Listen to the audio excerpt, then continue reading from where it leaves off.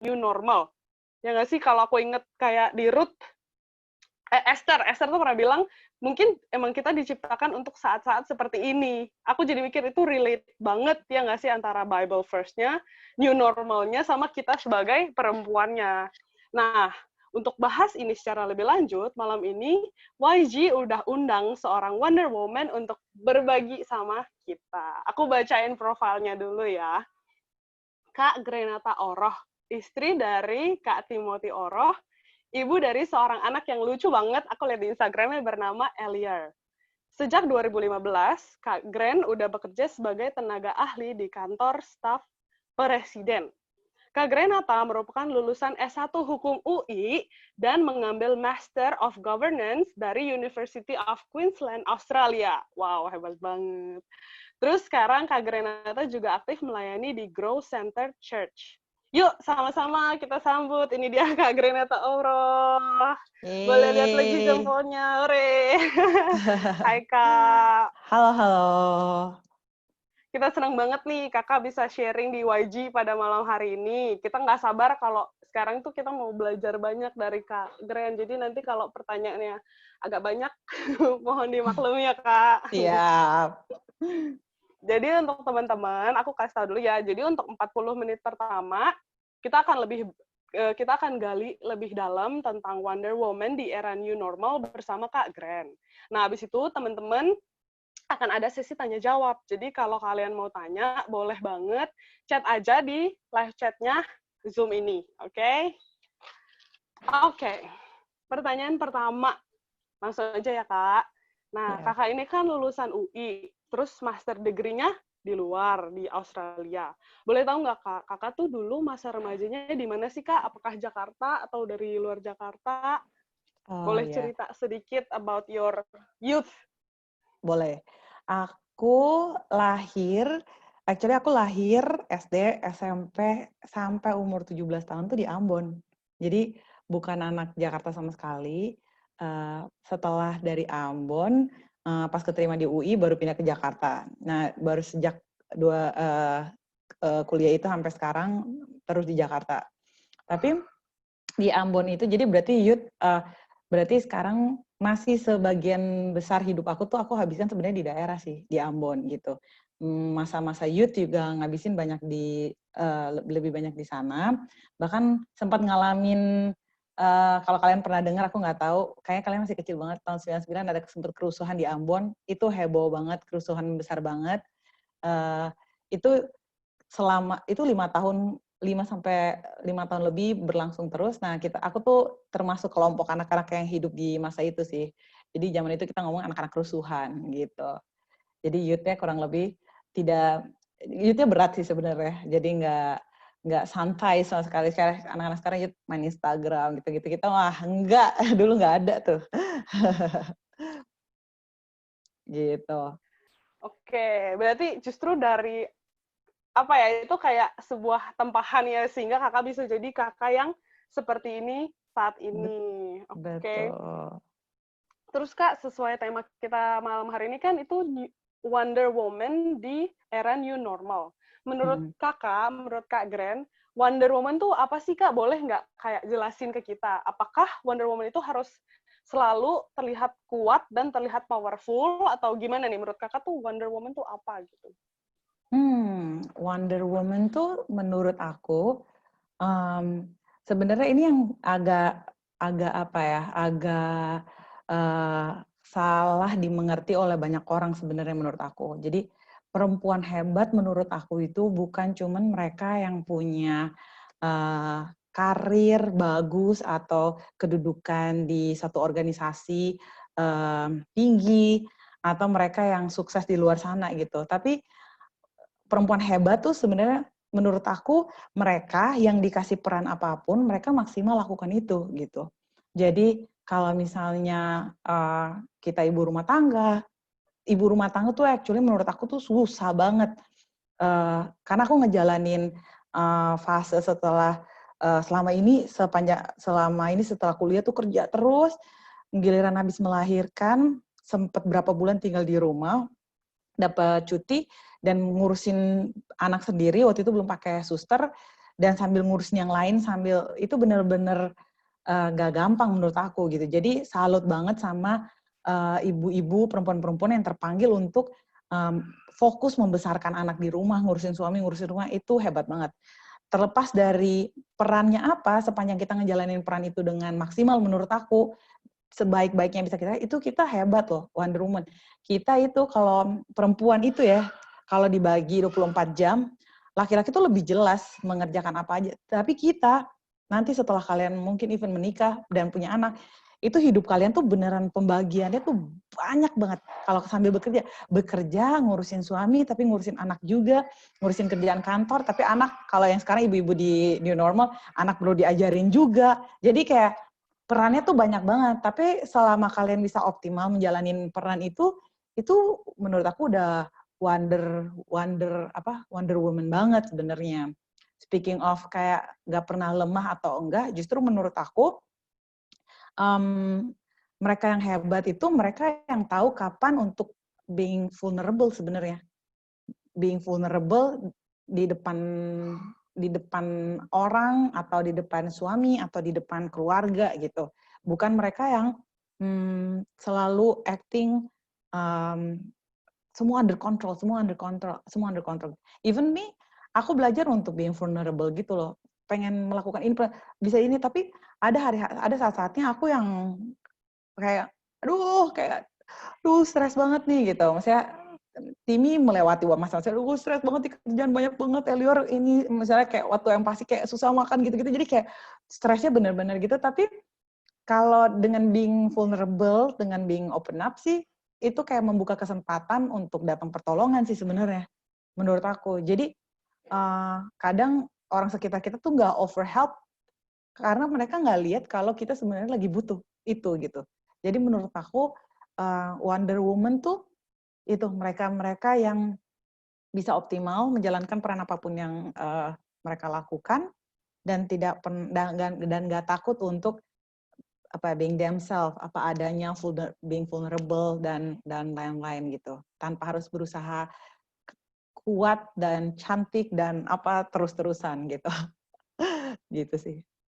Oke, berarti menurut kakak Wonder Woman itu kayak seseorang yang emang seorang wanita yang berani banget untuk jadi diri dia sendiri ya. Kayak Betul. nggak peduli maksudnya dia entah dia lagi kuat atau dia lagi lemah, ya dia jujur untuk diri dia sendiri. Yes. Sip, thank you banget Kak. Itu agak berbeda sih sama tadinya bayangan aku tuh Wonder Woman justru aku kira yang kayak harus kuat, harus sukses selalu gitu. Tapi ternyata seorang Kak Gren aja jawabnya it's okay not to be the strongest one. Betul. It's okay to be not okay gitu. Iya, oke.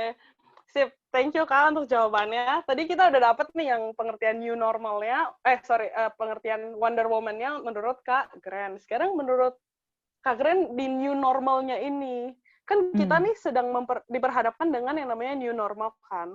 Menurut Kak Gren, apa sih new normal itu dan bagaimana cara menghadapi era new normal ini?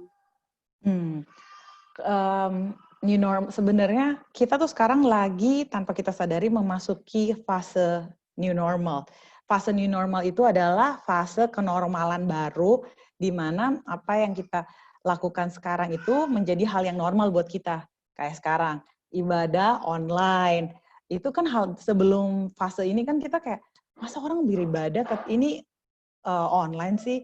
Tapi akhirnya sekarang jadi hal yang normal buat kita. Nah, ini fase new normal adalah fase yang hal-hal tadinya tuh nggak normal buat sebagian besar kita, bahkan mungkin hampir semua dari kita, akhirnya jadi sesuatu yang normal di kehidupan kita yang sekarang gitu. Dan kita udah masukin fase itu sekarang sih.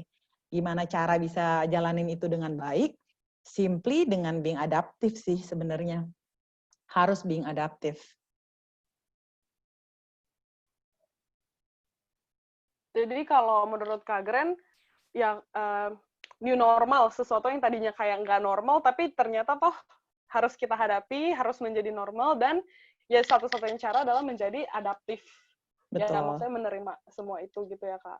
Betul. Being adaptif tuh kayak kita nggak memaksakan diri untuk nerapin apa yang sebelumnya. Jadi kita nggak pakai cara lama untuk situasi yang sekarang. Tapi kita being adaptif dengan menyesuaikan dengan kondisi yang sekarang gitu.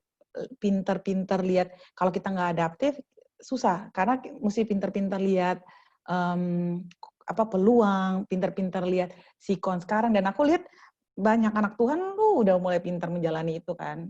Oh, sekarang bisnis kuliner tiba-tiba banyak banget. Karena orang ya itu suatu bagian dari being adaptif sih sebenarnya dengan kondisi ini, which is good banget buat kita gitu. Kalau misalnya kita yang nggak mau beradaptasi dengan itu, kita yang miss. Ini kita nih ibarat kata kalau kita yang nggak mau adaptif tuh ibarat kata ini gelombang datang terus, wave datang terus. Kita yang nggak mau adaptif ini yang kegulung di dalamnya nih, tunggul. Aduh ini susah. Dan orang-orang yang mau adaptif itu mereka yang berselancar di atasnya gitu, berenang bahkan berselancar di atasnya wave. Jadi emang manfaatin itu gitu. Dan aku rasa itu yang paling dibutuhin sekarang sih di new normal. Oke, iya benar banget sih Kak, kayak kalau kita nunggu untuk ini berlalu, kayaknya we will be waiting forever ya nggak sih? Tapi Betul. kita harus mulai, kalau Kakak bilang menarik banget nih, kita harus mulai belajar untuk surfing atau berjalan di atas ombak tersebut. Oke. Teman-teman, sekali lagi aku ingetin kalau teman-teman ada pertanyaan, ada yang mau ditanya, boleh banget teman-teman ke bagian live chat ya. Oke, lanjut Kak untuk pertanyaan berikutnya.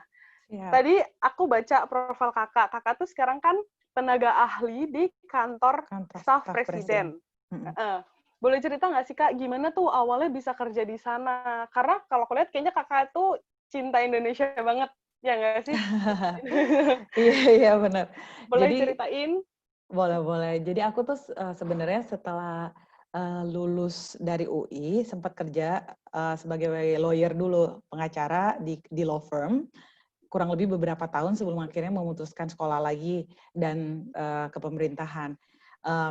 Kenapa akhirnya terjun ke pemerintahan tuh? Karena sebenarnya aku tuh punya passion besar banget sama Ambon. Karena aku lahir dan besar di sana. Jadi untuk Indonesia Timur tuh aku concern banget. Aduh, kita kenapa nggak bisa kayak orang Jawa? Kita kenapa nggak bisa kayak orang Jakarta? Kenapa ya ini? Kenapa gitu? Dan during my proses pembelajaran, proses hidup aku ngerti, aku kalau mau berbuat sesuatu paling cepat, paling efektif tuh kalau aku ada di dalam sistem.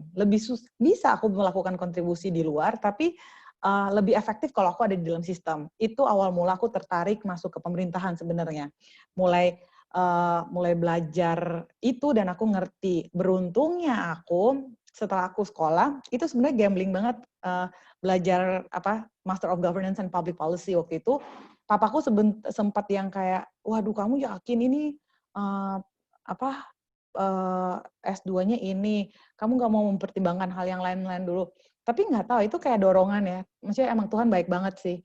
Di saat aku memutuskan untuk belajar itu, kondisi pemerintahan Indonesia tuh masih Pak SBY.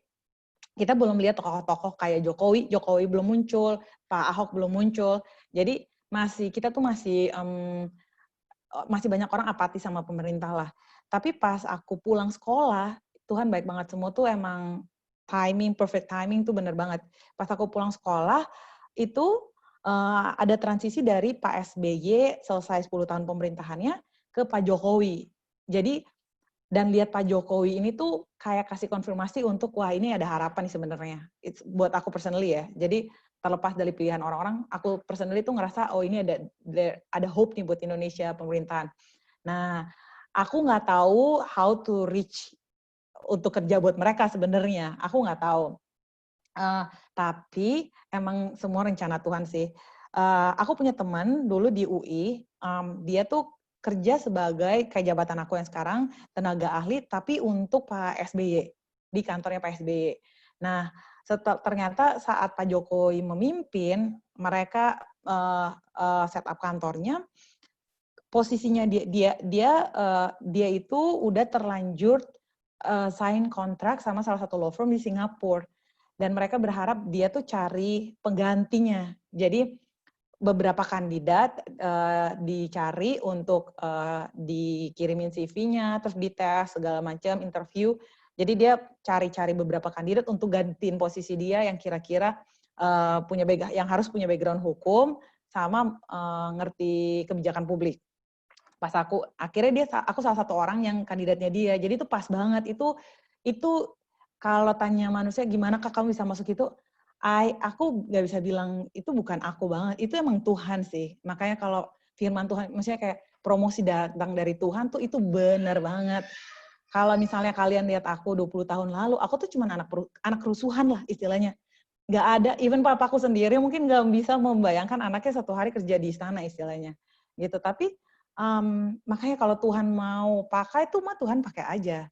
Bagian kita tuh setia sama apa yang lagi kita kerjakan gitu. Di periode aku ditawarin untuk masuk ke kantor staf presiden, aku tuh lagi ngerjain project free magazine, majalah untuk orang-orang di Ambon. Jadi buat mengedukasi anak-anak Ambon. Itu majalahnya gratis, aku nggak dibayar dan apa-apa. Tapi dilakukan dengan sepenuh hati. Bener-bener aku fokus, aku lagi apply beberapa kantor, tapi sambil itu aku bilang, oh kok pengen ngerjain ini ya. Surprisingly, pas aku di interview, mereka tuh tertarik banget sama project yang aku lagi jalani itu. Jadi obrolan tuh banyak di situ. Terus mereka tertarik sama kehidupan pelayanan aku. Oh anak gereja, emang di gereja tuh ngapain aja? Udah, aku cerita aja gitu. Jadi terlepas dari tes-tes dan segala macam, aku percaya emang Tuhan yang kesempatan tuh Tuhan yang bawa sih. Jadi awal ceritanya begitu sih. Akhirnya awal Pak Jokowi memerintah sampai sekarang, puji Tuhan masih dipercaya buat bantu Pak Jokowi sih di kantor staf presiden. Wow. Gitu. Wow, amazing banget ya Kak. Kalau dilihat emang ini bener-bener rancangan Tuhan banget nggak sih? Kebetulan banget Kakak ambil hukum dan public policy, right? Terus pas banget itu kantor presiden nyarinya yang ngerti hukum dan kebijakan publik. Emang bener-bener. Bener. Ya, bener banget emang. Tuhan tempatkan di tempat yang tepat dan waktu yang tepat. Terus tadi Kakak bilang, kalau Tuhan mau jadi, ya jadi aja. Itu bener banget. Betul. Thank you Kak buat sharingnya. Betul. Jadi intinya menurut aku, kalau emang kita ngikutin tuntunannya Tuhan, emang jalan bakal di path-nya Tuhan aja. Gitu. Betul, jatuh bangun. Aku selesai sekolah S2 tuh aku nggak langsung dapat kerjaan. Aku tuh apply di consultant firm, aku apply, jadi dalam proses deal sama consultant firm, proses ada beberapa job, tapi tuh aku kayak nggak dapet gitu loh, kayak berdua nggak sejahtera gitu. Siapa yang mau tahu kalau tertunda berapa bulan itu karena once aku udah sign kontrak dengan consultant firm atau itu kan aku nggak bisa batalin kontraknya istilahnya.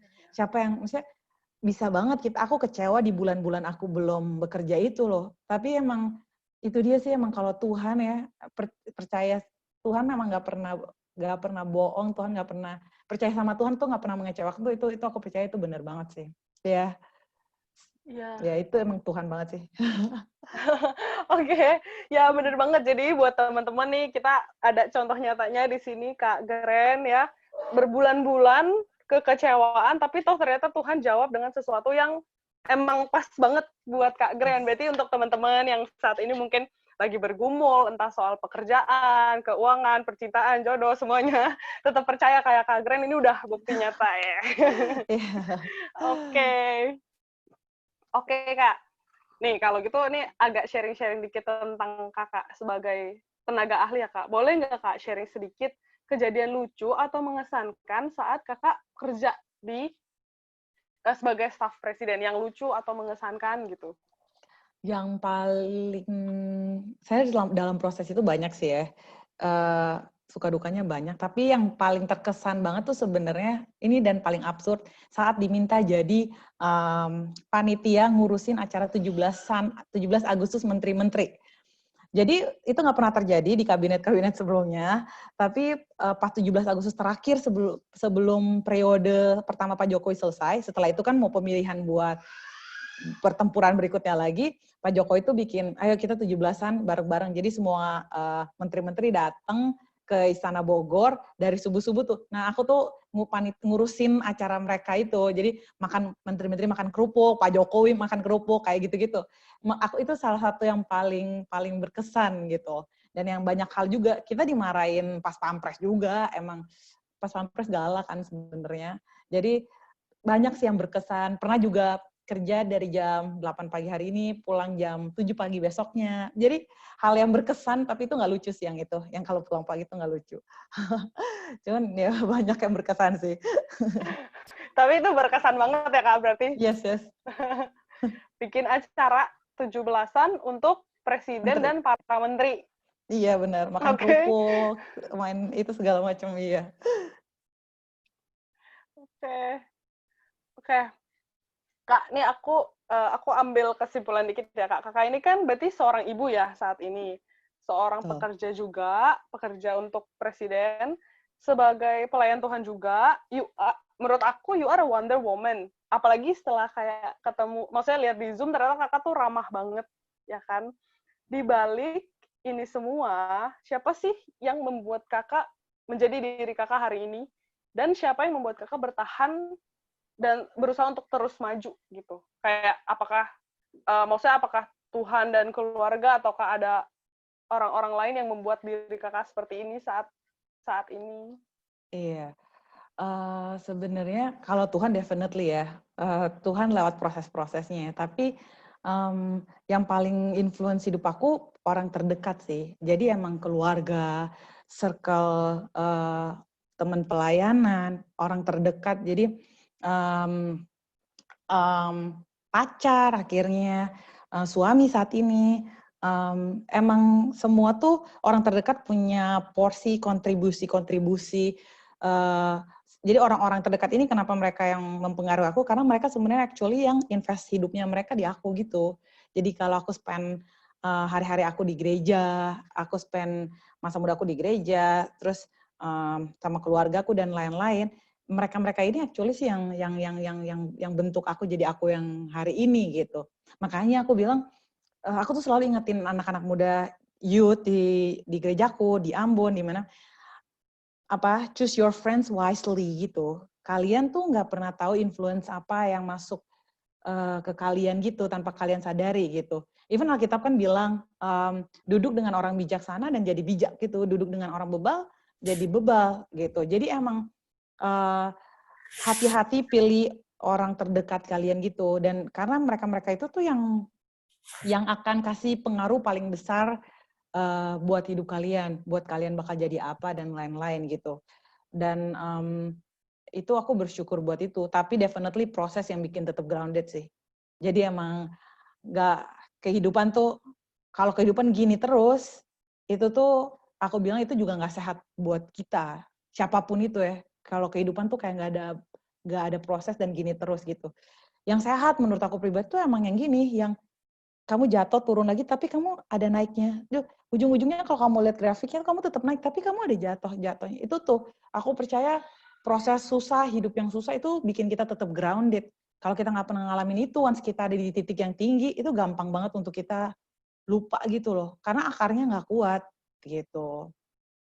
Gitu sih Christine dan teman-teman Oke, thank you banget dan Kak. tante dan Jadi ibu-ibu. kalau menurut Kakak berarti yang penting banget itu selain Tuhan, keluarga, orang terdekat, terutama teman ya, Betul. terutama Karena teman. Terus kalau mereka gampangnya, karena mereka sorry. itu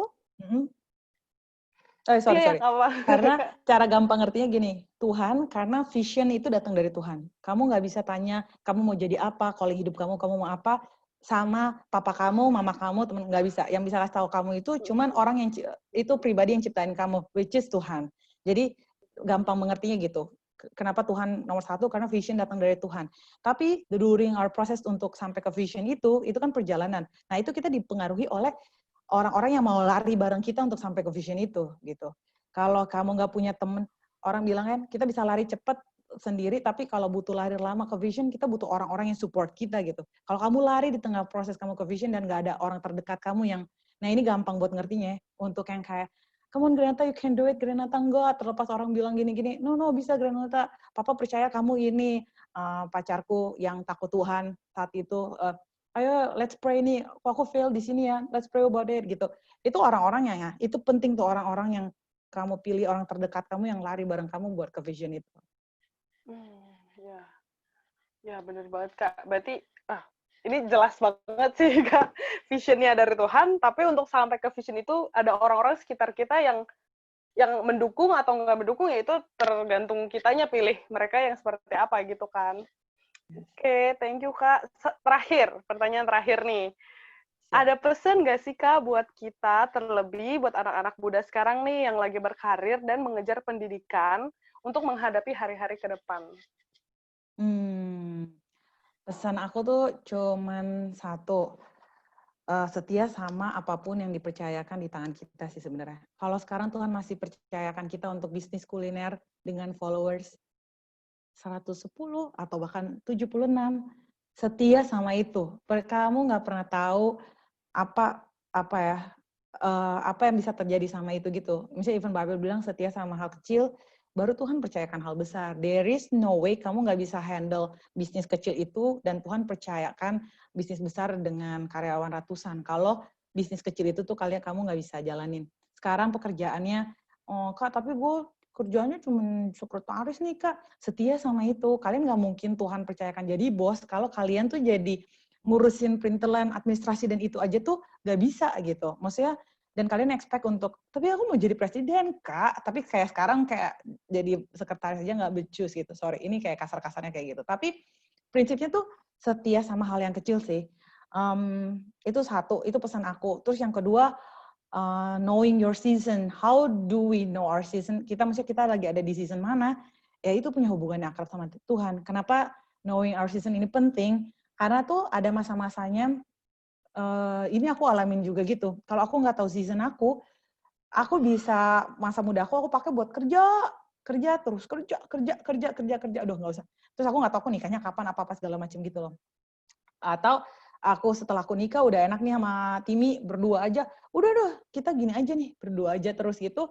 Aku kerja dan berdua aja udah nggak tahu nih seasonnya buat apa. Setelah aku punya anak, aku nggak tahu ini season aku sebenarnya untuk fokus sama dia dan lain-lain. Tiba-tiba tuh udah miss aja gitu. Kita nggak pernah tahu apa yang Tuhan percaya. Jadi Tuhan bekerja kan season per season gitu.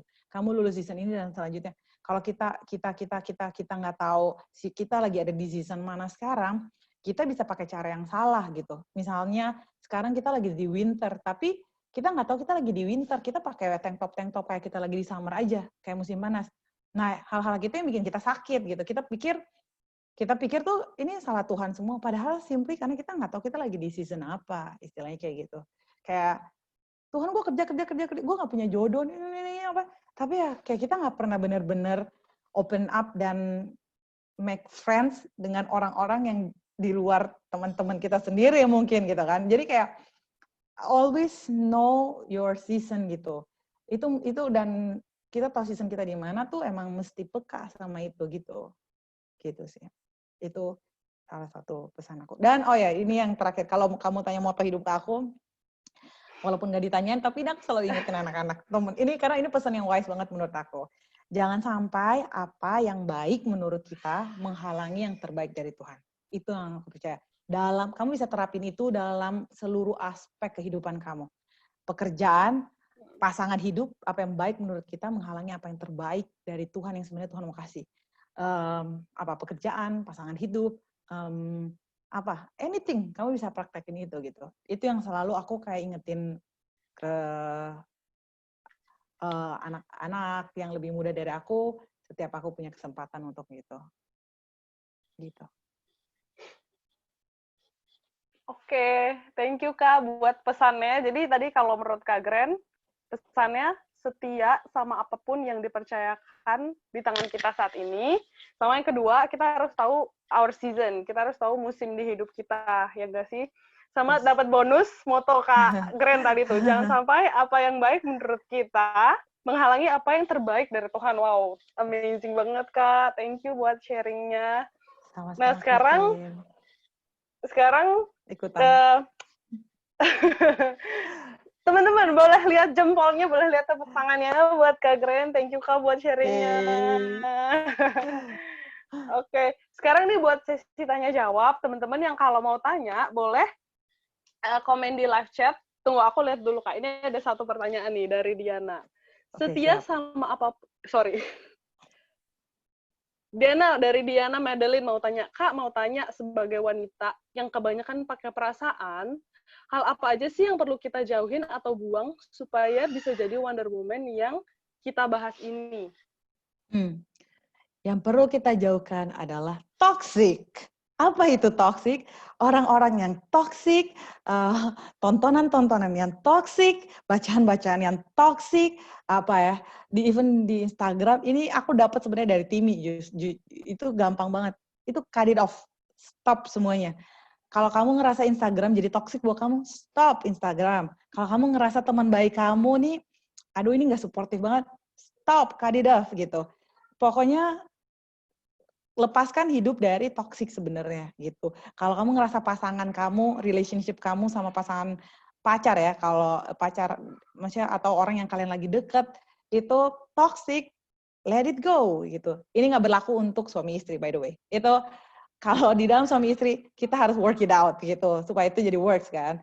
Tapi ini untuk hal-hal yang you know what I mean, tapi maksudnya semua yang bikin kamu jadi toxic. Aku kemarin baru selesai 40 hari puasa social media. Actually puasa Instagram. Karena Instagram tuh udah lumayan ngambil waktu aku banyak menurut aku. Dan 40 hari tuh bener-bener produktif banget, total banget main sama Elior. Di kantor kayak kerjaan juga lebih cepat. Karena nggak perlu kayak sambil kerja, aduh bosan ngecek, nggak perlu gitu. Jadi fokus gitu. Jadi hal-hal ya itu, once in a while, coba lihat lagi apa yang jadi toxic ya. Kalau misalnya tetangga-tetangga atau obrolan di grup ibu-ibu atau ibu-ibu muda atau apa, pokoknya yang jadi toxic, left group, cut it off gitu. Pokoknya grup gosip itu, pokoknya anything yang bikin kalian jadi. Karena tuh kita tuh cuma punya 24 jam sehari. Tanpa kita sadar, untuk fokus mengerjakan sesuatu aja tuh sebenarnya udah susah kan. Plus ditambah hal-hal yang gak penting yang sorry, dengar suara Elio nggak? Nggak kan? Sorry. Nggak apa-apa, Kak. Iya. Nggak kedengeran kok. Oh iya. Jadi dia aduh sampai di mana tadi? Oh iya, maksudnya waktu kita tuh udah dikit. Kalau misalnya kita masih kepikiran, ke-distract sama yang lain-lain lagi, itu tuh susah buat nyampe goal kita gitu loh. Maksud aku, toxic tuh itu ya, gangguan-gangguan pas kamu lagi lari di lane kamu menuju tujuan yang Tuhan siapkan, garis finish yang Tuhan siapkan tuh kayak ganggu gitu. Jadi segala bentuk toxic, cut it off gitu sih. Oke, berarti Diana itu jawaban dari Kak Gren ya. Berarti kalau yang menurut kita toxic dan menghalangi kita untuk sampai di tujuan kita, better cut it out. Iya. Oke. Even drama Korea bisa jadi toxic. Gimana tuh Kak ceritanya kok bisa jadi toxic ya? Sedih, tapi enggak maksud like, kalian tahu kalian masing-masing kan. Kalau misalnya aku nonton sesuatu yang bikin aku sedih berkepanjangan, itu toxic banget. Aku udah stop gitu. Tapi kalau misalnya kalian bisa kontrol itu yang kayak enggak Kak, efeknya enggak kayak gitu ke gue, enggak apa-apa. Itu karena toxic setiap orang tuh beda-beda. Ada orang yang kuat banget. Kayak si Timi tuh kuat banget sama Instagram. Dia bisa kayak nggak main Instagram sampai udah gitu. Tapi ada waktunya dia main banget, tapi ada waktunya dia kayak bener-bener cuek aja gitu. Jadi emang beda-beda gitu. Apa yang jadi toksik di setiap kita tuh beda-beda gitu. Oke, berarti kita lebih tahu ya maksudnya kayak toksiknya kita itu seperti apa karena nggak semua orang sama. Oke Kak. Betul. Ini ada pertanyaan kedua nih Kak dari Elizabeth. Boleh tahu nggak, kakak pelayanan di bidang apa? Kenapa akhirnya walau sibuk banget di kerjaan dan rumah tangga, kakak tetap pilih masih pelayanan dalam organisasi, which is mungkin masih tetap akan ada pertemuan, acara-acara gereja, dan lain-lain. Ya, oh my God, iya sih. Thank you banget, ini bagus banget pertanyaannya. Aku pelayanannya sekarang kalau di kita ketua departemen namanya, tapi kita ngomongnya biasanya chief, jadi ketua departemen konten di Grow Center. Jadi di leadership ngurusin konten tim konten itu basically yang ngurusin semua konten pergerejaan. Jadi tim sosial media di bawah aku, terus yang ngurusin acara-acara gereja itu di bawah aku, terus yang ngurusin podcast kita baru di bawah aku, yang ngurusin you name it. Jadi pokoknya semua acara yang ada kontennya itu timnya di bawah aku. Gitu. Kenapa aku mau pelayanan itu. Jadi sebelum aku jadi Chief of Content, aku sempat ada 2 pelayanan. Satu lagi jadi penari. Jadi aku nari tamborin di gereja tuh udah bertahun-tahun sejak aku masih kuliah gitu. Dan sejak SMA sebenarnya, terus sampai Jakarta nari terus. Tapi aku tuh itu knowing your season tuh penting banget. Aku suka banget nari, tapi saat aku tuh udah nggak bisa terlalu banyak di tangan aku. Pelayanan, pekerjaan, fokus keluarga. Jadi aku tahu season aku di nari tuh udah selesai. Waktu ngelepasin itu sedih, emang kayak aduh gue pengen nari banget. Tiap kali lihat anak-anak nari pengen, tapi nah itu knowing your season gitu. Kalau nggak semua berantakan, kita nggak ada yang maksimal kita kerjain karena semuanya mau kita kerjain kan. Kenapa aku tetap mau pelayanan dengan kondisi komitmennya kan sebenarnya banyak banget ya, jujur aja kan. Belum sekarang lagi nggak ada MDPJ, lagi nggak ada ini kan. Tapi kalau ada kan kayak rapat pastoral, MDPJ, doa menara di gereja, cool, itu kayak banyak gitu kan. Cuman aku tuh ngelihat pelayanan aku tuh sebagai bentuk apa ya, giving back gitu loh buat Tuhan gitu loh. Itu kayak apa ya, aduh jadi PNS. Maksudnya Tuhan tuh kayak baik banget dalam hidup aku gitu. Baik banget, bener-bener baik banget. Kalau apa yang aku lakukan di dalam pelayanan aku pun tuh sebenarnya nggak cukup buat balas semua yang Tuhan lakukan gitu loh. Bener, aku tuh melayani dalam pekerjaan aku juga, itu bentuk pelayanan juga gitu. Jadi orang nggak usah ngerasa sedih, tapi aku nggak pelayanan kan. No, bentuk pelayanan tuh beda-beda. Segala sesuatu yang kamu lakukan untuk memuliakan Tuhan, itu pelayanan sebenarnya. Bukan hanya kamu jadi usher di gereja, semua yang kelihatan di gereja. No, kamu bisa melayani dari mana aja. Kalau kamu di kantor, mimbar kamu ya meja kerja kamu keluarin hasil-hasil pekerjaan yang bagus, bikin bos senang, itu Tuhan lihat, itu Tuhan dimuliakan atas pekerjaan kamu, itu pelayanan gitu sebenarnya. Tapi pelayanan di gereja itu tuh buat aku tuh, itu menurut aku nggak fair kalau aku setelah semua yang aku alamin, aku tuh bener-bener keluar dari aku pengen ngasih yang terbaik aja gitu loh. Bukan cuman buat Tuhan, karena aku mesti itu, tapi buat apa ya, ibaratnya gini, gereja tuh, orang-orang gereja, apa yang aku makan di gereja tuh, itu tuh yang ngebentuk hidup aku, itu yang ngasih value kebenaran dari semua yang aku udah terima dari gereja aku, dari aku punya cool family, aku punya pastor, setelah semua yang aku makan, masa iya sih aku nggak bisa ngambil sedikit waktu aku untuk bangun rumah Tuhan ini gitu loh. Jadi kalau kamu tanya berat, tapi apa yang kamu lakukan, aku percaya kalau udah pakai hati kan lebih gampang sih jalaninya. Yang berat itu kalau kalian udah kayak, udah nggak bisa kayak gitu. Tapi itu, knowing your season tuh penting banget gitu. Aku pas habis melahirkan, totally 3 bulan full, nggak, pastor, kamu jangan have your own time with your baby, and apa gitu-gitu. Jadi emang mesti tahu-tahu gitu sih. Gitu. Aduh, mudah-mudahan menjawab pertanyaan Elizabeth. Tuh, Elis sudah oke. Makasih Kak buat jawabannya. Ini ada satu lagi pertanyaan dari Feli nih kayaknya ya. Gimana cara Kak Gren bagi waktu dengan keluarga? Apa ada waktu khusus? Thank you, Kak. Oh iya, jadi kalau aku sama Timi, kita percaya dari dulu relationship itu cuman bisa works kalau kita work it out. Jadi komitmen, pas kita ngomong soal komitmen tuh itu bukan cuman komitmen kita bakal setia satu sama lain, tapi literally kamu harus berkomitmen dalam apapun untuk waktu. Jadi aku di kantor udah tahu banget, aku Sabtu Minggu tuh bener-bener aku lama banget ngerespon karena orang udah tahu either aku pelayanan atau aku sama keluarga.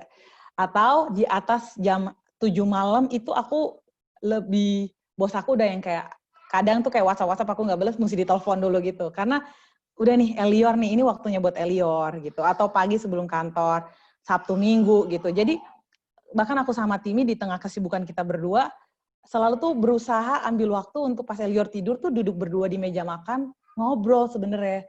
Dan itu tuh emang kalian nggak akan bisa bertahan untuk tetap punya hubungan yang manis dalam keluarga kalau kalian tuh nggak benar-benar mau ambil waktu dan bangun hubungan itu sih. Jadi itu yang aku pelajarin, dan itu aku belajar dari papaku sih sebenarnya. Jadi udah kayak mau sampai kalian mau di ujung dunia, kayak di Australia di mana-mana, pokoknya kalau Natal pulang, duduk gitu, kayak make time dengan keluarga. Oh, oke gitu. Jadi aku gini-gini kayak iya siap-siap. Jadi udah kayak gitu dan ke bawah akhirnya sampai sekarang sih. Jadi emang mesti dipaksain, mesti bener-bener ambil waktu khusus sih, nggak bisa enggak. Soalnya tuh kalau kita nggak ambil waktu khusus dan kita nggak komitmen, kayak waktu kita sama Tuhan kan, komprominya tuh banyak banget. Masih bisa besok. Udah nggak apa-apa deh, Elior tunggu aja. Ini mama masih ada kerjaan yang gitu-gitu sih. Makanya tahu prioritas penting sih. Berarti kakak emang khusus komit untuk ruangin waktu untuk keluarga ya, berarti di balik Betul. kesibukan kakak ini. Oke. Buat teman-teman, apa ada pertanyaan lagi? Mumpung ada Kak Renata di sini. Hai Kak. Ada ya. Hai. Sebelumnya maaf ya Kak, aku kayak gini lagi sakit nih. Oh iya, get well soon. Okay, thank you. I'm so blessed to know you Kak. Thank you. Aku tertarik banget sih sama berbagai cerita kakak gitu, dari kakak muda sampai kakak jadi yang sekarang ini gitu kan. Aduh. Pertanyaan aku kayak, kan kakak tadi cerita ya kalau kakak ini dari youth yang kerusuhan gitu ya Kak. Betul. Tapi kakak tetap punya passion buat Ambon gitu. Selain dari alasan itu, apalagi sih Kak yang ngebuat kakak tuh maksudnya tetap cinta gitu sama kota kakak sendiri gitu. Apalagi kan maksudnya kakak sekarang udah di Jakarta, udah enak gitu. Maksudnya kalau di Jakarta kan pasti orang-orang mikirnya udah enak. Kenapa sih masih mikirin Ambon lagi gitu kan? Sementara dari kita kan juga anak-anak di tempat ini kan sebenarnya kita semua dari Jakarta, cuman kita masih punya kampung halaman gitu Kak, yang juga kadang tuh kita cuman mikirin daerah kita sekarang yang ada di sekarang gitu. Buat kakak, apa sih alasan apa lagi yang buat kakak sampai iniin Ambon? Terus selain itu pertanyaan aku adalah dari tadi kakak bahas knowing your season. Gimana caranya kita tahu maksudnya untuk ini season kita udah habis gitu. Misalnya kayak kakak tadi nari, oh ini season gue udah habis nih, sekarang gue harus jadi yang ini gitu. Kayak maksudnya how to know that gitu. Thank you Kak. Thank you Jessie. Good question. Aku yang pertama dulu soal yang kenapa passion soal Ambon itu agak susah dijelasin dan nggak semua orang sama. Aku nggak bisa expect semua orang tuh punya passion yang sama kampung halamannya. Kalau aku namanya passion, aku percaya Tuhan panggil aku untuk itu sih. Jadi emang itu ditaruh sama Tuhan juga gitu. Jadi kalau kalian nggak segitunya sama kampung halaman kalian, nggak apa-apa, itu bukan yang berdosa atau apa. Enggak. Jadi kalau aku tuh emang karena mungkin aku besar di sana, jadi secara emosional dan hal-hal tuh aku ngelihat banyak hal di sana yang aku rasa tuh sebenarnya bisa nih kita bantu bikin ini di situ. Jadi aku terbeban dengan itu gitu. Tapi nggak bisa bilang semua orang harus, itu bukan standar buat semua orang, by the way. Yang kedua, ngomongin soal season, kapan kita tahu kalau season kita udah habis? Contoh pas aku nari gitu dan udah selesai, itu saat yang kamu lakukan semuanya itu udah jadi beban, kamu udah nggak enjoy lagi apa yang kamu lakukan, simply karena terlalu banyak yang di tangan kamu gitu. Itu menurut aku itu indikator paling gampang. Kalau kamu jadi nggak happy gitu. I mean like, kalau summer kan harusnya kayak piknik nih gini, moodnya tuh enak gitu kan. Tapi pas saat kamu summer dan kamu kayak aduh sakit dan apa, kamu emang mesti lihat lagi gitu. Ini apa ya yang salah ya dari semua proses yang lagi aku jalanin ya? Bener nggak sih aku tetap seasonnya lagi di sini atau enggak? Aku kasih contoh gampang banget. Kalau emang itu season kamu, aku percaya Tuhan provide untuk bantu dan bikin kamu jalanin itu dan kamu nikmatin itu tanpa kurang satu apapun gitu loh.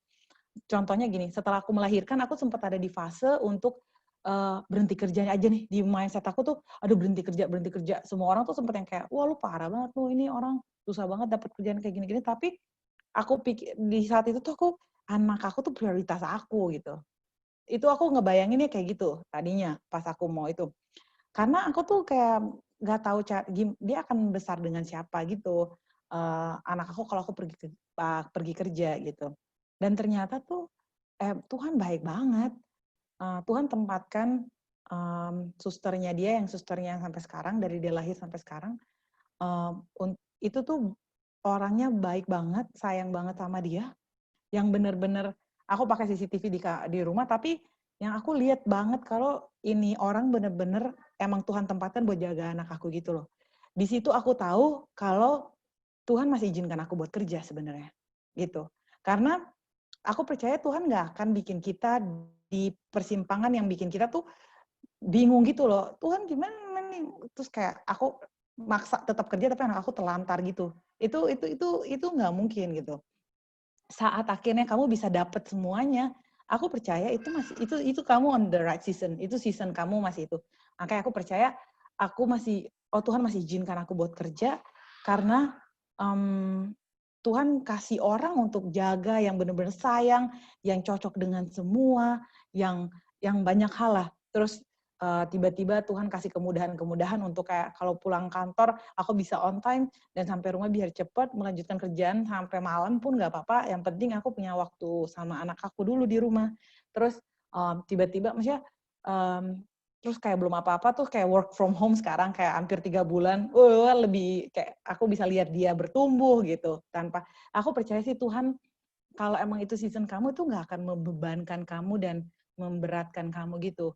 Once itu udah jadi beban dan kamu kayak, aduh, pokoknya itu jadi beban. Menurut aku, kamu mesti lihat lagi itu mana dari semua yang kamu lakukan tuh itu ternyata bukan season kamu lagi di situ sih, kayak gitu.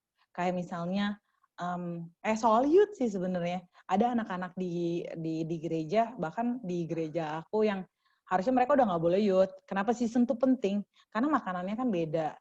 Harusnya mereka udah nggak boleh di youth, mereka harus di level yang lebih dewasa. Tapi karena nggak mau di situ, akhirnya tuh ngerecokin, ngerti kan? Maksudnya kayak, jadi kayak nggak suitable lagi dengan apa yang lagi dibangun dan lain-lain gitu. Jadi itu sih sebenarnya kapan kamu tahu season kamu udah selesai atau belum. Mudah-mudahan menjawab pertanyaannya tadi. Oke, Aja Kak. sih. Cukup menjawab, Kak. Sama ada satu lagi nih, Kak. Terkait tadi kan Kakak bilang grafik ya hidup kita tuh kayak maksudnya ada yang kadang di bawah, kadang di atas gitu ya, Kak. Kayak gimana caranya Kakak deh supaya jadi inspirasi buat kita-kita yang ada di Zoom ini, gimana caranya Kakak waktu Kakak berada di titik bawah terus Kakak tiba-tiba bisa sadar ada di titik bawah dan akhirnya Kakak naik gitu loh. Karena kan tadi kalau Kakak bilang kalau kita selalu naik gitu, saat kita di atas kita nggak tahu terus tiba-tiba kita jatuh ke bawah gitu kan. Justru yang bagus adalah hidup itu ada di bawahnya dikit tapi tetap naik gitu kan. Maksudnya gimana Kakak sadar Kakak berada di titik bawah terus Kakak bangkit untuk naik gitu? Kuncinya sih sebenarnya kalau menurut aku bukan kita ada di titik bawah atau kita ada di atas atau kita ada di puncak atau ada di tengah. Kuncinya itu mata kita tuh tertuju terus sama tujuan sih sebenarnya. Jadi ini pas banget tadi pagi aku saat teduhnya tuh lagunya kalau kalian tahu yang through it all, my eyes are on you, through it all, it is well. Itu bagus banget lagunya yang lewat apapun juga my eyes are on you gitu loh. Maksud aku pas saat di bawah kekuatan kita itu cuman pas kita lihat dan maksudnya pengalaman aku pas aku di bawah itu aku lihat Tuhan jadi lihat Tuhan dan ingat semua janjinya bahwa yang dia siapkan itu yang terbaik buat aku, itu sebenarnya jadi kekuatan sih buat aku gitu. Jadi yang paling serem saat kita ada di bawah, jadi kita even ada di bawah tapi mata kita nggak tertuju kepada Tuhan tuh pun juga nggak mendewasakan sih sebenarnya gitu. Atau kita ada di atas tapi saat kita di atas mata kita tetap tertuju kepada Tuhan, itu maksudnya jadi bukan poinnya tuh bukan kita lagi di atas atau di bawah sebenarnya, tapi kita lagi ngelihat Tuhan terus atau enggak sih. Dan itu yang jadi kekuatan sih. Gitu sih, Jessie. Atau Jessie. Mana ya? Ya. Gitu, Christine. Ya. Ya. Gimana Jessie jawabannya? Thank you Kak buat jawabannya. Sama-sama. Ada satu lagi nih pertanyaan nih. Kak mau tanya, kalau anak-anak muda sekarang banyak yang ngerasa insecure, apapun itu, gimana ngatasin insecure itu sendiri dari perspektif kakak? Atau mungkin boleh pertanyaan awal, kakak pernah insecure nggak sih? Nah itu bagus banget. Orang tuh selalu nanya aku, Kak, kamu pernah insecure nggak ya? Trust me, semua orang pernah merasakan insecure. Bahkan orang paling hebat di dunia sekalipun, paling pinter, paling cantik, justru orang-orang yang di top of gunung-gunung itu, I mean like kayak Putri Indonesia, Miss Universe, those kind of people tuh yang paling insecure sebenarnya, paling sering ngalamin insecure gitu. Karena insecure itu datang dari, kenapa orang bisa insecure? Karena kita ada perbandingan. Kita bandingin. Kita nggak mungkin insecure kalau kita nggak punya perbandingan, bener nggak? Kita insecure karena, oh kok ini dia lebih cantik ya? Kok ini dia lebih pinter ya? Kok aku kurang ini? Itu kok hidung gue kurang ini ya, kurang mancung ya? Itu karena kita ada perbandingan. Hidung teman kita tuh kayak kok mancungnya kecil gitu, bagus. Nah, selalu kan ada perbandingan gitu. Gimana caranya biar kita nggak insecure? Simply lari di jalur lane-nya kamu terus. Itu jalurnya kamu, mata kamu tuh fokus aja di jalurnya kamu. Kalau kamu terlalu sibuk lihat jalur orang lain kanan kiri, dia kok lebih cepet sih? Itu bikin kita tuh lebih insecure sebenarnya. Jadi itu insecure itu ditanya boleh, insecure itu manusiawi menurut aku ya. Dan itu benar, itu manusiawi banget. Kalau kamu udah malaikat atau kamu udah terangkat dengan penuh kemuliaannya itu baru insecure, baru bebas tuh. Maksudnya, I mean like even pendeta, trust me, mereka insecure gitu. Dan itu tuh bukan soal insecure-nya itu berbahaya atau enggak, tapi respon kita terhadap itu tuh gimana? Saat kita lihat, oh ini, aduh kok gue nggak gini ya. Terus kita, yang penting itu kita cepat balik dan ke track kita lagi gitu. Dan lihat, oh enggak, tapi dia kayak ini, dia emang lari ke situ, gue lari ke sini gitu. Aduh maaf ya, saya gue lu, ibu, tante, dan semuanya. Jadi maksud aku, kita lari di tracknya kita gitu. Soalnya aku udah diingetin Timi, hati-hati kamu jangan golu-golu loh kamu. Aku kayak iya aduh maaf.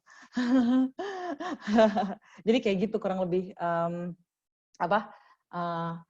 insecure tuh itu normal banget, tapi pas kamu udah dibawa dan kamu dikuasain sama insecure itu yang berbahaya. Itu yang lama-lama bikin kamu sekarang lagi banget tuh anxiety, bikin kamu tuh jadi mental breakdown. Itu kuncinya tuh dari membandingkan diri dengan orang lain gitu. Gitu. Kayak ini cerita paling gampang, paling sederhana. Kalau kalian ingat soal insecurity tuh paling gampang ceritanya Saul sama Daud. Waktu itu kalau kalian pikir Saul tuh raja Israel loh. Itu dia status yang sebagai raja tuh dia. Sedangkan Daud tuh cuma gembala yang happens to be bisa matiin satu prajurit raksasa Goliat gitu. Saul tuh udah berapa ratus ribuan orang yang dia matiin sebenarnya sebelumnya dan status dia sebagai raja. Yet dia bisa ngerasa insecure ke Daud saat mereka balik dan perempuan-perempuan nari, Saul membunuh beribu-ribu, Daud berlaksa-laksa gitu kan. Dan dia insecure di titik itu gitu. Itu tuh kenapa kalau kalian baca ayat Alkitabnya itu terjadi dia sejak saat itu matanya, kalau kamu baca ceritanya lengkap ya, tertuju kepada Daud. Itu. Di titik itu saat mata kita udah nggak fokus sama apa yang Tuhan siapin, sama vision, sama Tuhan, itu gampang banget kita insecure. Gampang banget. Gitu. Tapi makanya kayak misalnya, hal simpelnya tuh kayak gini, aku tuh selalu kayak contoh gini, aku kayak lihat, aduh itu suaranya bagus banget tuh penyanyi-penyanyi gitu kan.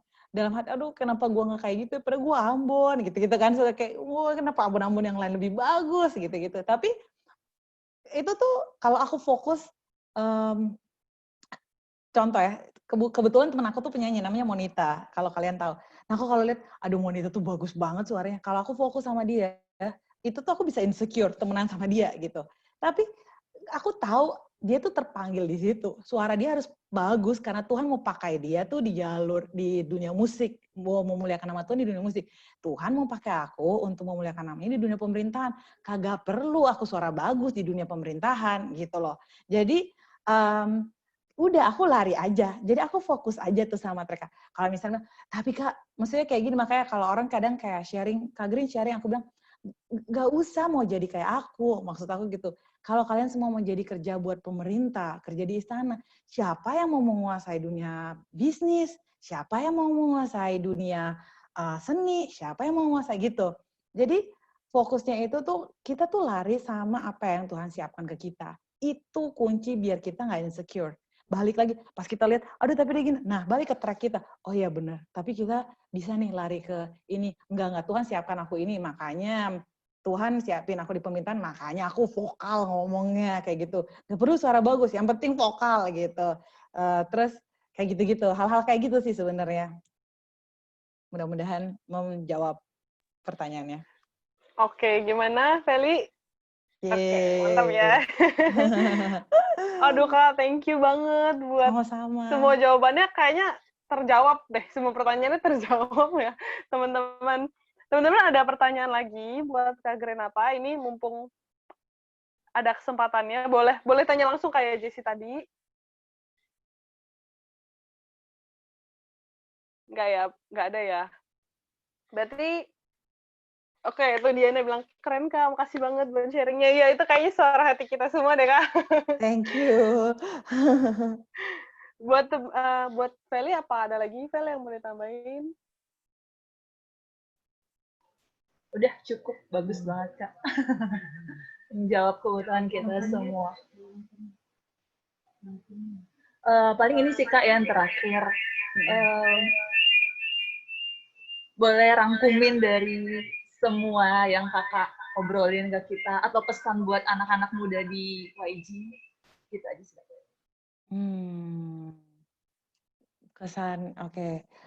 Dari semua yang apa ya, sebenarnya yang tadi yang hal penting yang buat kalian ingat aja tuh, paling gampang tuh yang pesan aku tadi aja tuh, setia sama apa yang lagi Tuhan percayakan di tangan kita sih. Apapun itu. Jadi, dan always knowing your season gitu. Kalau sekarang, ini aku tambahin dikit, ini aku suka bawa di gereja soal ini. Kalau sekarang seasonnya kalian lagi sekolah, dan kalian sekolah sambil melayani, tapi kalian di sekolah nilainya jelek semua karena kalian sibuk melayani, itu artinya kalian lagi di season yang salah. Stop sibuk pelayanan dulu, fokus dulu naikin nilai di sekolah. Karena nggak ada gunanya kita melayani, tapi nama Tuhan tuh nggak dimuliakan di sekolah gitu loh sama nilai-nilai kita. Nah, knowing your season tuh contoh-contoh sederhananya itu kayak gitu. Jadi, yang pertama, setia sama apa yang dipercayakan di tangan, jangan jadi hamba yang sombong, aku bilang. Yang pas dikasih satu, dia malah justru kuburin itu.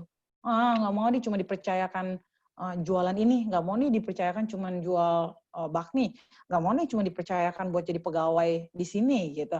Jangan jadi hamba yang sombong, hamba yang punya satu talenta doang itu. Jadi hamba yang setia, dikasih berapapun kita kerjakan itu dengan setia dan dengan baik gitu. Dan yang kedua, always recognize your season gitu. Tahu, kenali kita ada di season mana. Biar hidup kita tuh tenang, hidup kita tuh nggak beban gitu yang kayak, aduh ini terlalu banyak yang aku urusin kayak gitu. Jadi itu sih. Dan semua kita nih Wonder Woman kalau kita optimal sama peran apapun yang lagi kita jalanin sekarang. Pelayanan, di gereja, di dimanapun itu. Semoga ini bisa memberkati kalian semua. Oke. Pokoknya ingat aja, kalau lagi putus asa, misalnya buat kalian masih muda-muda nih, mumpung masih muda, aduh kayak gue gak bisa capai mimpi gue atau apa. Pernah ada satu anak Ambon, anak kerusuhan dari Ambon entah berantah, tapi setelah lewatin banyak proses, Tuhan bisa pakai. Itu ingat itu aja. Promosi itu datang dari Tuhan, bukan datang dari mana-mana. Itu aja sih. Seluruh dunia nggak lihat kamu, tapi ada satu mata yang lihat kamu dan tahu timingnya kapan mau promote kamu. Makanya jangan sampai kita miss timing itu. Pas giliran waktu kita mau dipromote, kita tuh lagi sibuk ngurusin yang lain. Itu dia sih. Ya benar-benar. Vel, kita masih ada waktu nggak sih, Vel? Mungkin kalau ada satu pertanyaan boleh. Iya, ada nih. Jadi ada satu pertanyaan, tapi private, Kak. Ini mohon maaf ya, terakhir nih, Kak. Jadi pertanyaannya gini, kan kita tuh hidup di era yang kayaknya LGBT itu sesuatu yang normal banget. Ya nggak sih? Kayak kalau ngeliat media sosial tuh udah LGBT itu normal, terus kayak cursing word yang kata-kata kasar itu normal. Tapi gimana kita sebagai Wonder Woman-nya Tuhan gitu ya, sebagai anak muda atau mungkin yang udah ibu-ibu tapi tetap, maksudnya kan kita tuh anak Tuhan, gimana supaya itu kita tetap kuat dalam menghadapi kayak gini gitu. Karena kan kalau dipikir-pikir kalau kita nggak keikut nih, bisa-bisa kita yang kelindes arus dunia, tapi ya maksudnya bukan kelindes arus yang mana, tapi kelindes arus dunia. Tapi gimana sih supaya kita bisa tetap kuat berprinsip gitu Kak dalam menghadapi dunia hari-hari ini? Kalau menurut aku pribadi, nggak ada yang bisa tolong kita survive di tengah dunia yang begini jahat selain punya hubungan sama Tuhan sih. Kenapa? Karena kadang bikin kita bingung, aduh gue mesti gimana, tapi LGBT bener kali ya, kayak misalnya nggak salah kali ya dukung ini. Kita tuh confused karena kita tuh nggak bener-bener tahu apa yang Tuhan mau gitu loh. Yang Tuhan sebenarnya ini tuh gimana Tuhan ya? Ini apa ya Tuhan ya? Gitu. Menurut aku tuh itu yang paling berbahaya. Kita simply nggak ngerti gitu. Makanya kita gampang diombang-ambingkan karena kita nggak ada pegangan yang kuat gitu. Ya, salah satu kunci yang emang itu banget tuh emang nggak usah soal LGBT deh. Aku kalau saat teduh nggak bener aja, itu tuh berantakan seharian, itu tuh bawaannya tuh nggak usah digoda, itu udah marah-marah sendiri tanpa ada godaan, istilahnya kayak gitu ya. Jadi emang punya hubungan sama Tuhan tuh itu selalu jawaban yang relevan kita di era apapun. Dunia akan makin hari makin jahat, itu tandanya kita makin harus sungguh-sungguh pegang tangan Tuhan sungguh-sungguh gitu. Jadi buat itu gitu. Karena ya kalau kamu tanya aku aja sendiri tuh sakit kepala gitu. Bagaimana aku menjelaskan kepada Elior tentang seluruh perkembangan. Kalau tiba-tiba ditanya, tapi kenapa Mam? Kamu gini-gini. Pas dia di umur itu, aku berdoa, aku nggak bisa jelasin itu. Yang bisa jelasin itu tuh Roh Kudus yang bantu aku kasih hikmat gitu. Karena pakai hikmat aku tuh nggak bisa untuk jelasin itu ke dia gitu. Kata-kata aku terbatas, tapi yang bisa aku lakukan tuh aku berdoa dengan dia. Biar Roh Kudus tuh yang merubah dia dari dalam. Istilahnya kayak gitu. Jadi emang cuman Tuhan yang bisa. Kalau kita nggak pegangan yang kamu bilang soal arus, ya itu kalau kita nggak pegang sama pegangan yang kuat banget, udah ke bawah aja gitu. Itu sih sebenarnya. As cliche as it is, maksudnya kayak orang bilang kayak, tapi klise banget sih Kak, kalau dibilang satu tuh, aduh, trust me, itu relevan di zaman apapun gitu, hubungan sama Tuhan itu. Karena ya itu dia alfa dan omega. Dia yang tahu cerita hidup kita dari sini sampai yang terakhir gitu loh. Jadi literally apapun, aku bilang sih tanya Tuhan. Tanya Tuhan. Kalian percaya atau enggak, sampai aku bikin rekomendasi di tugas kerjaan aku tuh kayak, Tuhan, tolong ini apa ya rekomendasinya ya. Maksudnya aku gak tahu, nanya Tuhan, even di hal pekerjaan gitu. Jadi emang hikmat Tuhan, kita bilang kan, yang sumber segala hikmat tuh Tuhan. Minta hikmat tuh sama beliau gitu. Sama beliau, di pemerintahan, beliau ngomongnya. Maksudnya sama Tuhan gitu. Jadi ya gitu. Mudah-mudahan menjawab Christine. Oke, ya Kak, thank you banget. Ya bener banget sih Kak. Pak, kayaknya udah nggak ada lagi nih pertanyaan dari teman-teman. Jadi tadi kita udah belajar nih dari jam 7 ya, kita udah belajar sama Kak Gren kalau Wonder Woman itu apa, cara menghadapi new normal gimana. Bahkan Kak Gren udah kasih pesan-pesan yang oke banget menurut aku sih buat kita semua. Makasih banyak Kak Gren udah mau berbagi sama kita malam hari ini. Sangat berdampak, kalau menurut aku pribadi itu sangat berdampak buat kita. Aku yakin yang denger juga pasti sangat bersyukur. Makasih juga untuk teman-teman audiens yang udah antusias banget pada malam hari ini. Sama teman-teman yang udah siapin ini semua. Thank you guys. Paling aku terakhir sebagai penutup, aku mau bacain quotes dari Kak Granata sendiri, waktu itu Kak Gran ada post di Instagramnya yang menurut aku mungkin pas banget nih sama tema kita hari ini. Kartini mungkin dikenal karena gagasannya tentang kesetaraan, kebebasan, anti-feodalisme, kemajuan, dan keadilan. Tapi menurut gue yang paling penting adalah dia menginspirasi perempuan untuk berpikir dan bermimpi melampaui keadaan dan keterbatasan kita. Siapa bilang perempuan hebat hanya yang sukses di bisnis atau menduduki jabatan tinggi di suatu organisasi. Mereka yang hebat adalah yang tidak dibatasi dengan keadaan dan keterbatasan dalam menjalankan peran apapun.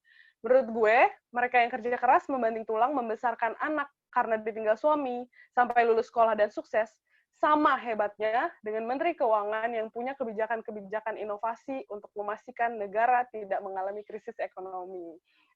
Itu kalian teman-teman bisa lihat sendiri di Instagram Kak Gren, sangat bagus banget ya. Oke, paling itu aja teman-teman buat hari ini. Thank you Kak Gren. Saya Christine Sipahutar, pamit undur diri. Balom, bye, and shalom. Weh, keren-keren. Wow, mantap. Bikin. Thank you Kak Gren. Thank you, Kak. Sama-sama. Thank you. Kak Gren deputi berapa? Oh, ini siapa yang nanya? Jessie. Oh, Jessie, aku deputi 1 di kedeputian 1. Oh, deputi 1.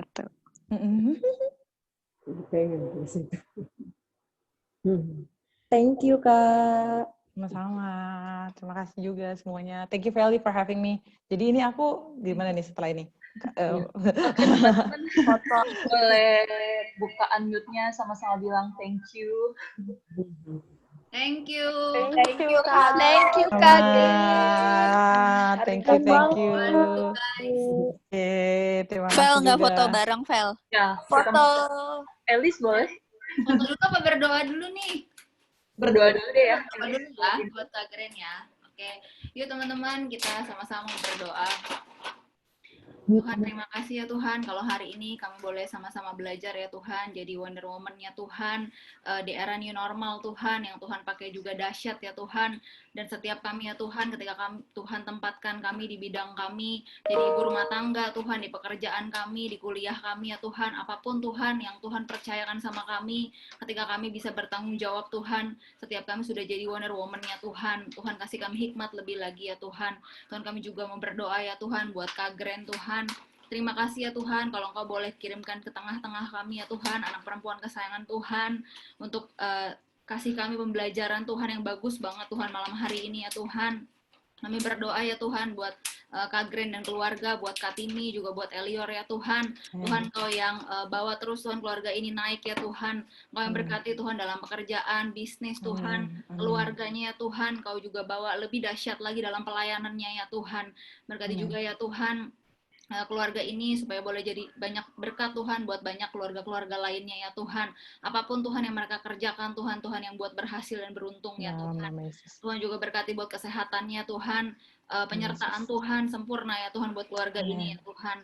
Terima kasih Tuhan, terima kasih. Kami juga berdoa Tuhan buat setiap teman-teman yang udah boleh join Tuhan malam hari ini. Tuhan Kau juga yang berkati Tuhan hidup setiap kami Tuhan. Kau juga jaga ya Tuhan buat kesehatan kami, bahan keluarga kami ya Tuhan. Kami percaya Tuhan, kesehatan Tuhan jadi bagian setiap kami ya Tuhan. Terima kasih Tuhan, terima kasih. Hanya dalam nama-Mu kami sudah berdoa dan bersyukur. Haleluya. Amin. Amin.